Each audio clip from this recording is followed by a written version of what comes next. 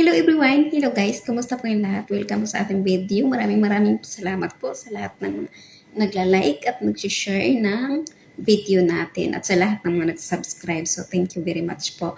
I hope nasa mabuting kalagayan po kayong lahat. So naglalaba tayo ngayon. So kakatapos ko lang laba, isasampay ko na lang to tapos wala na akong ginagawa. So balik na ako sa business ko. May isusulat ako ngayon. Kaya dito na ako gumagawa ng video para tuloy-tuloy na yung gawin ko doon sa loob. Ayan, so ang topic po natin ngayon is napaka-importante ito guys.